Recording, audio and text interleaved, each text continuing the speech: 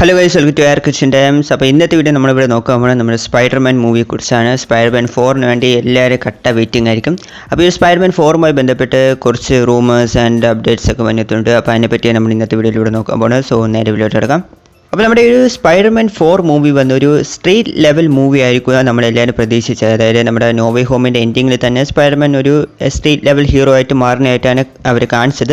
അങ്ങനെ നമ്മളെല്ലാവരും വിചാരിച്ചു ഒരു സ്ട്രീറ്റ് ലെവൽ മൂവി ആയിരിക്കുന്നതെന്ന് വിചാരിച്ചത്. ബട്ട് എന്നാൽ അങ്ങനെയല്ല, ഈ ഒരു സ്പൈഡർമാൻ 4 മൂവി അവർ ഒരു മൾട്ടിവേഴ്സ് ലെവൽ മൂവി ആക്കി കാണിക്കാൻ പോകുന്നതാണ് പറഞ്ഞത്. കഴിഞ്ഞ നോവേ ഹോമും മൾട്ടിവേഴ്സൽ മൂവി ആയിരുന്നു. സോ ഇപ്പോൾ വരാൻ പോകുന്ന സ്പൈഡർമാൻ 4-ഉം ആ ഒരു മൾട്ടിവേഴ്സ് മൂവി ആയിരിക്കുന്നതെന്ന് പറഞ്ഞത്. അല്ലെങ്കിൽ മൾട്ടിവേഴ്സിൻ്റെ ഒരു ലീഡ് സ്പൈഡർമാൻ 4-ൽ ഉണ്ടാകുന്നതെന്ന് പറഞ്ഞത്. കാരണം അപ്കമിംഗ് ആയിട്ട് വരാൻ പോലെ നമ്മുടെ സീക്രട്ട് വാർസിന് ഒരു ലീഡ് സ്പൈഡർമാൻ 4-ൽ കൊടുക്കുമെന്നാണ് പറയുന്നത്. സോ ആൾറെഡി നമ്മുടെ ദി മാർവൽസ് പടം, സോ അതും സീക്രട്ട് വാർസിന് ഒരു ലീഡ് വയ്ക്കുന്ന മൂവിയായിരുന്നു. പോസ്റ്റ് ക്രെഡിറ്റ് സീൻ ആണ് ഞാൻ പറയുന്നത്. അപ്പോൾ അതേപോലെ സ്പൈഡർമാൻ 4-ലും ആ ഒരു post credit scene may be നമ്മുടെ സീക്രട്ട് വാർസിന് ലീഡ് കൊടുക്കുന്ന രീതിയിലായിരിക്കും ചെയ്യാൻ പോകുന്നതാണ് പറയുന്നത്. സോ നന്നായിരിക്കുമോ എന്ന് അറിഞ്ഞുകൂടെ, കാരണം ദി മാർവൽസ് മൂവി എങ്ങനെയായിരുന്നു നമുക്കറിയാം. സീക്രട്ട് വാർസിന് വേണ്ടി ഒരു പടം ചെയ്യാൻ പാടില്ല. അങ്ങനെ ചെയ്താൽ ദി മാർവൽസ് പോലെ ആയിപ്പോവും. ആ പടം നമുക്ക് അല്ലാതെ കണ്ടാലും നമുക്ക് ഇഷ്ടപ്പെടണം. ഓക്കെ, പോസ്റ്റ് ക്രെഡിറ്റ് സീന് വേണ്ടി മാത്രം ഒരു പടം ചെയ്യല്. സ്പൈഡർമാൻ 4 വല്ലതും എന്താ പറയുക കൊള്ളൂല്ലെങ്കിൽ അതോടെ തീന്ന് ഫാൻസ് എല്ലാവരും മാർവലിനെ എയറിലാക്കും. അത്ര എനിക്ക് പറയാനുള്ളൂ.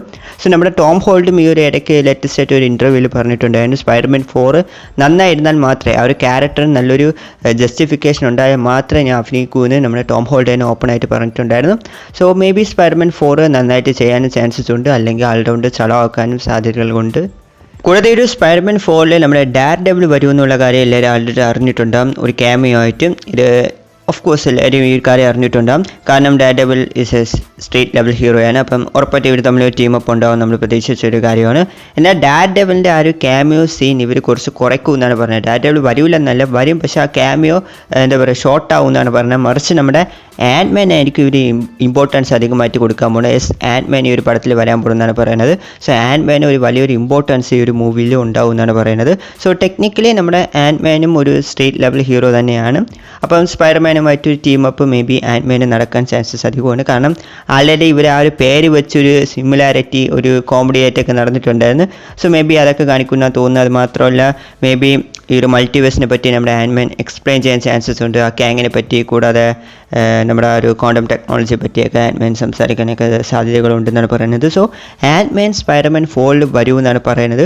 കൂടാതെ നമ്മുടെ ഡയർ ഡെവിൾ ഉണ്ടാകും. ബട്ട് ഡയർ ഡെവിലെ ക്യാമിയോ കുറച്ചിട്ട് മറിച്ച് ആൻറ്റ്മാനായിരിക്കും അധികം ഇമ്പോർട്ടൻസ് കൊടുക്കണമെന്ന് പറയുന്നത്. സോ നിങ്ങളുടെ അഭിപ്രായം എന്താണ്? ആൻറ്റ്മാന് വന്നാൽ കൊള്ളാമോ? സോ നിങ്ങളുടെ ഒപ്പീനിയൻ എന്തായാലും കമൻറ്റ് പറഞ്ഞേക്കാം. പിന്നെ നമ്മുടെ സ്പൈഡർമാനെ വന്ന് അവഞ്ചേഴ്സിൻ്റെ ഒരു ലീഡർ ആക്കുമെന്നാണ് പറയുന്നത്. സോ ലീഡർ മീൻസ് നമ്മുടെ ആ ഒരു സ്റ്റേറ്റ് ലെവൽ ഹീറോസ് ഇല്ലേ, സോ അവരുടെ ഒരു ലീഡർ ആക്കുമെന്നാണ് പറയുന്നത്. ലൈക്ക് നമ്മുടെ Daredevil, Ant Man, maybe Kate Bishop, ഇങ്ങനെയുള്ള സ്ട്രീറ്റ് ലെവൽ ഹീറോസിൻ്റെ ഒരു ലീഡറായിട്ട് സ്പൈഡർമാൻ മാറുമെന്നാണ് പറയുന്നത്. സോ നന്നായിരിക്കും തോന്നുന്നത്. കാരണം സ്പൈഡർമാൻ നല്ലൊരു എക്സ്പീരിയൻസ് ഉണ്ട്, നല്ല പവർഫുള്ളാണ്. സോ അതുകൊണ്ട് തന്നെ സെറ്റാവുമെന്നാണ് തോന്നുന്നത്. സോ അവഞ്ചേഴ്സിൻ്റെ ലീഡർ ആവുമെന്ന് അറിഞ്ഞുകൂടാ, പറയാൻ പറ്റില്ല, വേണമെങ്കിൽ മാർവലാക്കും.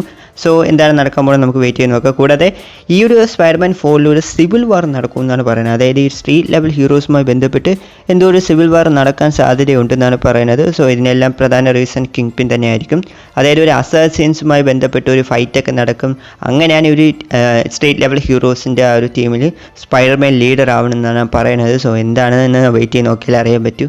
പിന്നെ കിങ് പിനെ പറ്റി പറയുമ്പോൾ നമ്മുടെ സ്പൈഡർമാൻ്റെ അടുത്തൊരു വലിയൊരു വില്ലൻ കിങ് പിൻ തന്നെയാണ്. അത് 100% കൺഫേം തന്നെയാണ്. നമ്മുടെ കിങ് പിനായിട്ട് അഭിനയിച്ച ആക്ടർ എന്നാൽ ഞാൻ സ്പൈഡർമാനുമായിട്ട് ഫൈറ്റ് ചെയ്യാൻ റെഡി ആയിരിക്കുക എന്നൊക്കെ പറഞ്ഞിട്ടുണ്ടായിരുന്നു. സോ സ്പൈഡർമാൻ്റെ അടുത്തൊരു വലിയ വില്ലൻ കിങ് പിന്നാണ്. നമ്മുടെ ആ സ്ട്രീറ്റ് ലെവൽ ഹീറോസിൻ്റെ ഒരു താനോസ് ആയിട്ടാണ് നമ്മുടെ കിങ് പിനെ കാണിക്കാൻ പോകുന്നതാണ് പറയുന്നത്. സോ ഉറപ്പായിട്ടും സൂപ്പർ ആയിരിക്കും. എൻ്റെ ഒപ്പീനിയനിൽ കിങ് പിനെ കുറച്ചും കൂടെ പവർഫുൾ ആക്കണം. കഴിഞ്ഞ ഹോക്കായ് സീരീസിൽ വീക്ക് ആയിട്ടുണ്ടായിരുന്നു. ബട്ട് ഇനി ഇപ്പോൾ വരാൻ പോകുന്ന എക്കോ സീരീസിൽ കിങ് പിനെ വേറെ ലെവലായിട്ട് കാണിക്കുമെന്നാണ് തോന്നുന്നത്. സോ അങ്ങനെയാണെങ്കിൽ ഉറപ്പായിട്ട് സ്പൈഡർമാൻ 4-ൽ കിങ് പിൻ വേറെ ലെവലായിരിക്കും. അപ്പോൾ എന്തായാലും എക്കോ സീരീസ് നമ്മൾ കണ്ടേ പറ്റുമായിട്ട് കിങ് പിന് വേണ്ടി കാണണം. സോ അടുത്തൊരു വലിയൊരു വില്ലൻ സ്പൈഡർമാൻ്റെ കിങ് പിന്നാണ്. അപ്പോൾ ഇതൊക്കെയാണ് സ്പൈഡർമാൻ 4-മായി കിട്ടിയ പുതിയ റൂമേഴ്സും കാര്യങ്ങളൊക്കെ. അപ്പം നിങ്ങളുടെ ഒപ്പീനിയൻ എന്താണ്? ആരൊക്കെ സ്പൈഡർമാൻ 4-ന് വേണ്ടി വെയിറ്റിങ്ങിന് താഴെ കമൻറ്റിലൊന്ന് പറഞ്ഞേക്കുക. കൂടാതെ തന്നെ വീഡിയോ ഇഷ്ടപ്പെടുമെങ്കിൽ ലൈക്ക് ചെയ്യുക. ചാനൽ ആദ്യം പറ്റാൻ കാണുമെങ്കിൽ മറക്കാതെ സബ്സ്ക്രൈബും കൂടി ചെയ്ത് സപ്പോർട്ട് ചെയ്യുക. അപ്പോൾ അടുത്തൊരു വീഡിയോയിൽ കാണാം. Take guys.